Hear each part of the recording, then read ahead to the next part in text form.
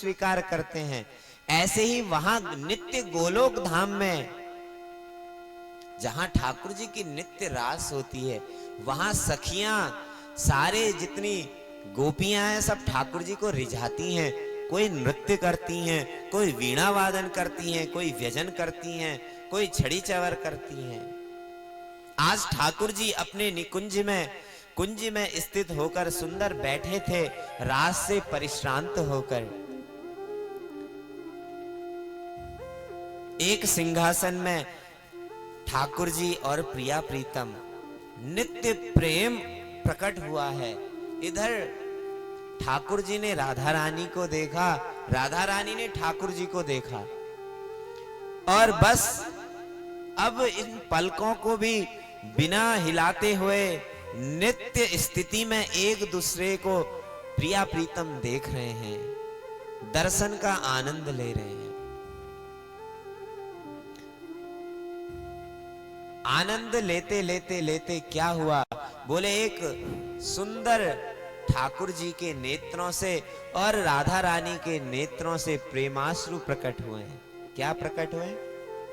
बोले प्रिया प्रीतम जब देख रहे थे एक दूसरे को, इतना प्रेम उत्पन्न हुआ।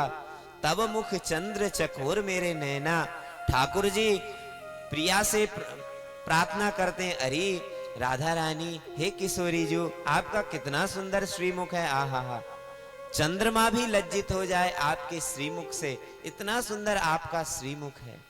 इस प्रकार फिर राधा रानी ठाकुर जी से कहती हैं, हाँ प्रीतम, आपका भी बहुत सुंदर मुख कमल है, अभिनव जलधर सुंदरा, कैसा सुंदर मुख है? बोले अभिनव, जैसे सुंदर सुंदर मेघों से नई नई बूंदें जो टपकती हैं, सुंदर कितनी अच्छी चमकती हैं, ऐसा सुंदर आपका सुंदर श्रीमुख है।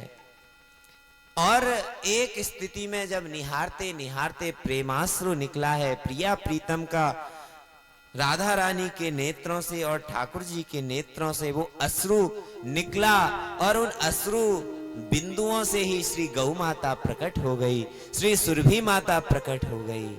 तो ये जो गौ माता है ना, बोले ये प्रिया प्रीतम का रसस्वरूप ही है। उस रसस्वरूप से प्रिया प्रीतम श्री गौलोकवासी श्री सुंदर नित्य सुरभि का प्रकट हुआ है।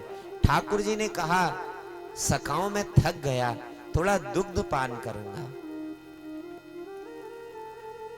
तो श्रीदामा जी ने सुंदर गौ माता का दुग्ध निकाला है महाराज, जो सुरभि प्रकट हुई थी उसका दुग्ध निकाला महाराज। सुंदर श्रीदामा ने दूध निकाला है और ठाकुर जी को दिया।